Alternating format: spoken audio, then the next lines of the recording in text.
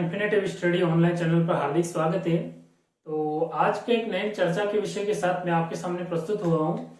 तो आज का अपना चर्चा के विषय है सत्येंद्रनाथ टैगोर की जयंती। हाल ही में करंट का विषय है ये, आज ही बनाई गई है जयंती।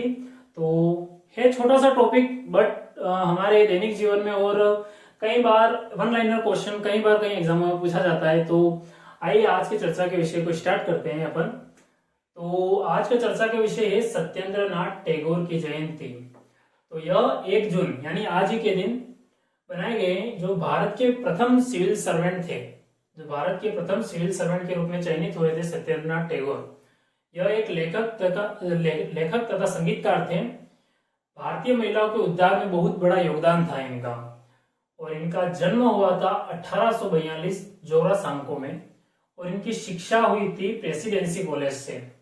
करंट का विषय है तो अपन इस करंट के हिसाब से इस टॉपिक को खत्म करते हैं बहुत ही जल्दी, ज्यादा इतना डीपली नहीं पढ़ना है इसके अंदर। करंट का विषय तो मैं आपको करंट के हिसाब से इसको लेकर चलता हूँ, ठीक है। और सत्येंद्रनाथ टैगोर के बारे में आइए जानकारी थोड़ी बहुत देख लेते हैं अपन। सत्येंद्रनाथ टैगोर रविंद्रनाथ टैगोर के बड़े भाई थे। जीवन भर ब्रह्म समाज के आदर्शों का प्रसार किया इन्होंने। ये कलकत्ता में हिंदू मेला की स्थापना में शामिल थे।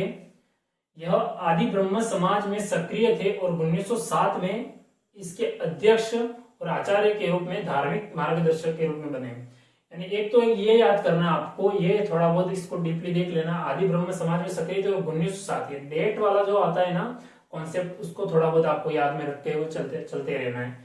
बाकी इसके बाद आपको एक ये याद रखना है, इनका जन्म थोड़ा सा एक इंपॉर्टेंट हो सकता है, जन्म को लेकर आपको चलना है। इसके बाद एक ये बहुत इंपॉर्टेंट क्वेश्चन है, कई बार बहुत बड़े एग्जामों में पूछा जा सकता है कि भारत के प्रथम सिविल सर्वेंट के रूप में किसे चुना गया था, तो सत्येंद्रनाथ टैगोर को। इसके बाद नेक्स्ट टॉपिक है, नेक्स्ट लाइन है अपनी, इन्होंने बंगाली और अंग्रेजी भाषा में कई पुस्तकों की रचना की। इसके अलावा इन्होंने कई संस्कृत रचनाओं का बंगाली में अनुवाद भी किया।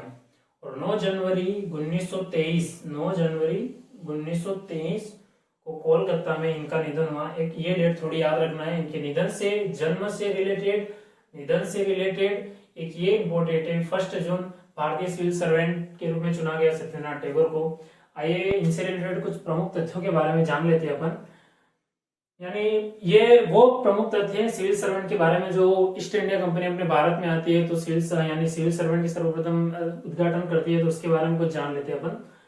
ईस्ट इंडिया कंपनी के लिए सिविल सेवकों को कंपनी के निदेशकों द्वारा नामित किया जाता था और फिर भारत भेजा जाता था। उन्हें सिविल सर्वेंटों के निदेशकों द्वारा लंदन में नामित किया जाता था और फिर इन्हें भारत में भेजा जाता था। भारत में 1854 में शुरुआत की गई सिविल सेवा की। 1854 में एक ये इंपॉर्टेंट है, याद रखना, ये डेट रिलेटेड क्वेश्चन आपके काफी एग्जामों में वन लाइनर क्वेश्चन पूछे जाते हैं। काफी एग्जामों में केंद्र लेवल के हो या किसी राज्य से रिलेटेड एग्जाम हो, काफी इंपॉर्टेंट क्वेश्चन बनते हैं इनसे, वन लाइनर क्वेश्चन। 1854 में लंदन में एक सिविल सेवा आयोग की स्थापना की गई और 1855 में प्रतियोगी परीक्षाएं शुरू की गई। एक ये डेट भी याद रख लेना, 1854 लंदन में एक सिविल सेवा आयोग की स्थापना की गई और 1855 में प्रतियोगी। ये पॉलिटी से रिलेटेड क्वेश्चन है, सिविल सेवा आयोग की स्थापना कब की जाती है, तो कभी कई बार पॉलिटी से रिलेटेड क्वेश्चन बन जाते हैं। इसके अलावा अधिकतम इसकी आयु 23 वर्ष और न्यूनतम आयु 18 वर्ष।